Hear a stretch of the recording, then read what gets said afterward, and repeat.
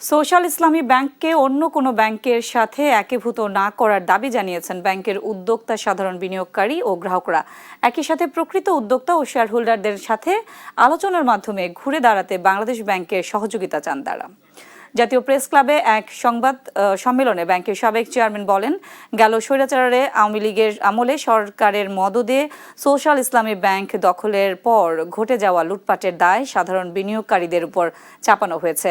এসআইবিএলকে অন্য কোনো রুগ্ন ব্যাংকের সাথে একীভূত করা হলে তা হবে আমানতকারীদের জন্য আত্মঘাতী। বক্তারা জানান, 5 আগস্টের ছাত্র জনতার বিপ্লবের পর পর্ষদ পুনর্গঠিত হলেও সেখানে প্রকৃত উদ্যোক্তাদের পাশ কাটিয়ে অনভিজ্ঞ ব্যক্তিদের দায়িত্ব দেওয়া হয়েছে। ফলে ব্যাংকের প্রতি গ্রাহক আস্থা ফিরছে না। তাই ব্যাংকটি রক্ষায় প্রকৃত উদ্যোক্তাদের হাতে এর পরিচালনা পর্ষদ ফিরিয়ে দেওয়ার জোর দাবি জানান তারা। এছাড়া ব্যাংকটিতে পুনরুদ্ধার করতে দেশি বিদেশি বিনিয়োগকারীরা আগ্রহী বলেও জানান ব্যাংকের উদ্যোক্তা ও পরিচালকরা।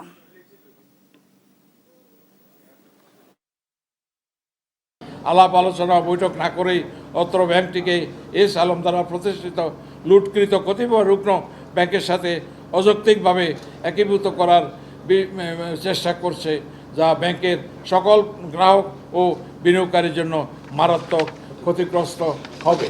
যদি প্রকৃত উদ্যোক্তা ও শেয়ার হোল্ডারদেরকে ব্যাংকটিকে সঠিকভাবে পরিচালনা করার সুযোগ দেওয়া হয়, তবে ব্যাংকটিকে দ্রুততম সময়ের মধ্যে আগের অবস্থানে নিয়ে যাওয়া সম্ভব হবে।